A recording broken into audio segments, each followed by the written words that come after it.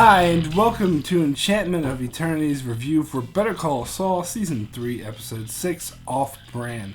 This video is a part of a series of videos where I review episodes of Better Call Saul, so I'll have to start with a spoiler warning up to Episode 6 of Season 3. If you haven't seen up to this point, you may not want to watch this video, otherwise some things may be spoiled for you. So this was mainly a setup episode, or a sort of stop to take a breath after last week's epic confrontation, and frankly I think that's exactly what was needed, so I don't begrudge the show at all for doing that. On the contrary, I think it was the right move, and as a setup episode, this one was really good. We got to see the consequences of the trial in the previous episode, while at the same time set the stage for what comes next. So speaking of the trial, let's start there as we see the toll this takes on Chuck, which actually wasn't as bad as I thought, because I thought that humiliation would actually destroy him, but it actually seemed to have helped him in a way. At first, we do see that he refuses to answer the door for Rebecca, who's been knocking for an hour, and so she then goes to Jimmy for help, but Jimmy very understandably turns her down. She tried to paint him as a selfish person and in the wrong, just as bad as Chuck says he is, but honestly I disagree. I think it's completely understandable that after how far Chuck went to destroy his career that he wouldn't help him. In fact, if he did go to help Chuck, I would have considered him a sucker. So I actually cheered when Jimmy turned Rebecca down. I honestly think it was the right thing to do. Anyway, we next see Howard go to Chuck, who at first doesn't answer the door either, but eventually lets him in. And Howard is a true friend and tries to spin it into a win, and also makes it clear that Jimmy isn't worth getting all upset over because Chuck's better than that. Not to mention he gives Chuck a glass of $5,000 scotch. That whole idea of that to me sounds absurd, but anyway, it seems to work and Chuck feels better, but I have a feeling that Chuck isn't going to simply let this go, but we'll see. But more importantly, after Howard leaves, we see Chuck clutching a battery and trying to take the pain. It seems that he's coming to terms with the fact that his condition is psychological and not physical, and this is explored more when we see him walking around in the city that's bombarded with electricity, and he uses a payphone. Remember, this is set in the early 2000s, to call his old doctor to set up an appointment. They didn't state explicitly what kind of doctor this is, but I think it's pretty obvious that it's a psychologist. So that's why I think what happened at the trial may have actually been beneficial for Chuck in the long run, because it got him to accept that he has a psychological condition and move forward. Not that I think that's actually what's going to happen. This is a Vince Gilligan show after all. Happy endings aren't really his thing. But that's where Chuck's storyline is heading at the moment. It's likely something will, be thrown at him to throw off this happy trajectory, but we'll see. I think the most likely thing Chuck could do to fuck things up would be to actively try to con Jimmy into violating his PPD so his suspension becomes permanent. And if he did attempt to do so, I could see this backfiring on him, because Jimmy proved that he's able to get the better of Chuck. So let's get to Jimmy now, as we got this great scene with Kim giving her closing at the hearing. She mentions a lot of Jimmy's clients who came to testify, so it's obvious that a lot of the hearing took place off screen. In fact, I actually expected not to see any more of this hearing, because Chuck's testimony and that we got in the previous episode is all that you really needed to see, as that sealed the deal with that. But apparently they went even further to paint Jimmy as a saint, and Kim's closing was extremely effective in doing so, and making it seem like it was all Chuck's fault. I'm actually surprised that they suspended Jimmy for a year. I thought he'd just get a couple of months after that speech, but I suppose when he was facing permanent disbarment, a year is just a slap on the wrist. But we do see that being suspended for a year will have consequences, as we get this montage of Jimmy having to call all of his clients and tell them that he won't be able to be their lawyer for a year.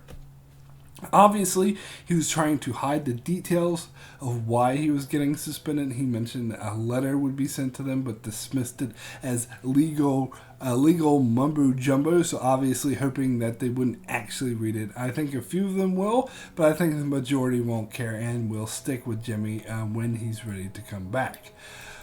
But the big deal comes when one of his clients mentions the TV commercial, which reminds him that he forgot to pull the ads, and if one of them aired, it would be considered a violation of his suspension. So he desperately had to pull them off as soon as possible. But he already bought out a lot of the airtime, which he could not get reimbursed for, nor could he sell. So he comes up with an idea to kind of sell it off to other people, but not officially, by offering to make their commercial for the price that he paid, but then giving them the airtime for free. So we see him put together his team of film students and try to sell his pitch, which doesn't work, so they have to make up an ad, but Jimmy doesn't want to go on as Jimmy, as he feels that that would ruin his brand, as he's a known lawyer, a lawyer you can trust. So he gets the makeup girl to put on like a fake goatee and make him look different, and then goes on and calls himself, wait for it, Saul Goodman. Woo! Now, I think this moment was a tad bit too telegraphed. It felt a tad bit gimmicky, like they were expecting us to be awed that he used, oh, Saul Goodman, wow, mind blown. But really, I think it's actually about bloody time that the show is, after all, called Better Call Saul, and we haven't had Saul, a character called Saul, in this show for like 2.5 seasons. In fact, I was expecting the ad to say Better Call Saul. But I suppose he'll be saving that for when he becomes the criminal lawyer, Saul Goodman. But the revelation of this name, Saul Goodman, is important to the story, not because it's the name of the show or because of Breaking Bad, but specifically to this show with the black and white Gene scenes that we got at the start of each season, where he's in purgatory, and his fondness of memories isn't of being Jimmy McGill, but of being Saul Goodman, as we see him watching his old Saul Goodman commercials. So there's obviously, these are what he considers his heydays, and this is where it begins, so that's why it's important in the context of this show alone. So we also see Jim talking about selling the office and firing Francesca because she doesn't need her that much herself, which of course Jimmy is highly opposed to. So he convinces her to keep things going as normal, and the moment he doesn't show up with his half of the rent is the moment they can talk about selling. But he was unclear on how he'd make the money to pay for it. It was at this point I thought to myself that wasn't he getting shitloads of money for the finder's fee of the Sandpiper Rico case? Because I'm pretty sure his getting fired from Davis and Maine didn't affect that initial finder's fee that he got, which was quite significant. But they did, say it would take a long time before he saw any of that money, so perhaps he hasn't received any of it yet. Either way, it's necessary for the plot for Jimmy to need money, so that's what's going to happen. So after his commercial airs, he seems to be getting a lot of business, but this is all about breaking even with the money that the ad he's already paid for. But it seems to me that he's just going to continue doing this to make money during the year he can't practice law. I also think that he will somehow get wrapped up in Mike's little crime thing. So by the time his year is up, he'll when he gets back to lawyering, he won't go back to elder law, but will instead become a criminal lawyer and go by Saul Goodman. And I do think this will happen by the end of the season, or perhaps the start of next season. So I am expecting a time jump, or at least time will start to move a bit more quickly and won't really be that noticeable. Either way, I think we are moving to full-on Saul Goodman by the end of the season, or at the very least the start of next season. I am a bit concerned, though, about Jimmy getting involved with any crime stuff, as that would violate his PPD, but of course we know that won't happen because he's still practicing lawyer, but it still makes me nervous nonetheless. So let's get into Nacho's storyline, because Nacho is still billed as one of the main cast members. However, we don't really see him that much. In fact, we've barely seen him at all this season, as he's only popped up a couple of times and just as one of Hector's henchmen. So it's interesting that this episode focused a lot on him and seems to actually given him his own storyline. Now, the purpose of his storyline was blatantly obvious, that he's getting tired of working for Hector and doesn't like what he's doing. Where this will lead is still a question, but it's definitely leading somewhere.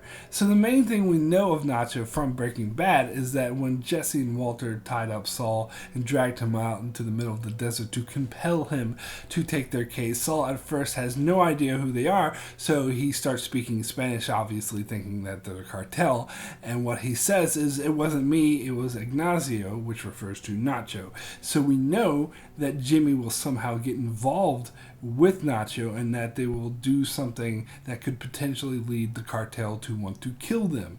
So I'm not sure if we'll get that story this season. If I had to guess, I'd say no. That's more of a next season thing. But I think we're starting to see the beginnings of that here.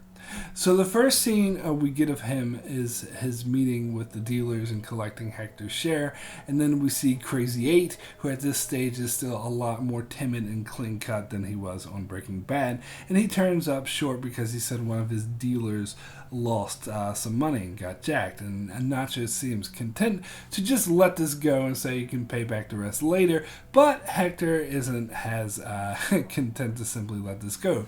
All Hector says to Nacho is, "Who is working for who?" But that's all he needed to say, because Nacho knows what this means, and it's interesting that the way he took a deep breath, it's obvious he really didn't want to do it, but he had to do what Hector says, so he beats the crap out of Crazy 8, but is obviously really bothering him. So there's been some speculation that this new dealer that lost the money that Crazy 8 was referring to was Jesse Pinkman. As we know, Crazy 8 was his connection into this drug world, and that certainly sounds like Jesse to fuck up. So some are suggesting this could lead to a Jesse Pinkman cameo. I'm still not sure exactly how this would work, as Jesse is supposed to be like a teenager around this time, and the actor who portrayed him, Aaron Paul, is now in his late 30s, but I don't know, we'll see. But getting back to Nacho, things get worse for him when he goes to collect, Hector's share of the smuggled drugs from Gus Fring's men, who are none too happy when he insists on taking more than what they agreed upon, so they put a gun to his head. And it's obvious Nacho didn't want to do it, but again, he had no choice because it's what Hector ordered him to do. Now, it's obvious to me that when he walked out of there, he had a huge, I'm getting so sick of this shit look on his face. But then things get even worse when Hector informs Nacho he wants to use his father's legitimate business as a front to smuggle in drugs, which of course Nacho is not okay with at all, because his father has no idea what he does and would totally not be okay with it. But Hector is insistent and again giving him no choice. However, Hector has a choking fit in which he needs pills for, but he accidentally drops one, to which Nacho is able to conceal and keep for himself. So it's pretty obvious what's going on here. Asking to use his father's business as a front is clearly unacceptable to Nacho, and overall he's getting sick of being Hector's henchman, and hiding that pill is an obvious foreshadowing that Nacho wants to use it to poison Hector. And since we know what happens to Hector eventually, it's looking likely that this pill will be responsible for what gets Hector paralyzed for life. And it's entirely possible he never even learns that he was poisoned. So the bigger question to me is, will Nacho go to someone for help? Like Mike, who he knows has it out for Hector, and in going to Mike, that could also involve Gus Fring. Or perhaps Nacho goes directly to Gus Fring because he knows that they're not getting along. And knowing what we know about how Saul Goodman eventually gets involved with Nacho, maybe Jimmy will somehow get involved in all this. This will be interesting to see how this plays out.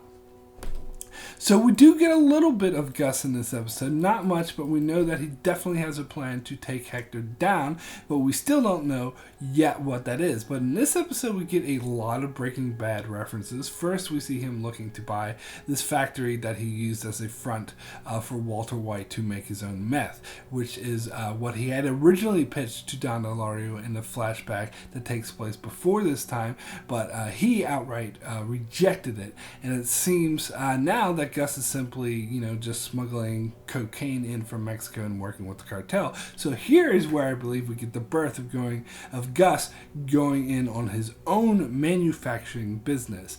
And who is that makes a guest appearance? None other than Lydia, who was a vital character to the final season of Breaking Bad and became somewhat popular character for that season because Lydia never appeared on screen with Gus, and the fact she wasn't even introduced until after Gus died, it's easy to forget that the connection that they had, as Lydia was introduced as an important business partner with Gus, so it makes total sense we'd see them work together. And furthermore, it's really interesting to see the origins of their working relationship, so color me excited. So my rating for Off-Brand out of 10 is an 8, extremely good.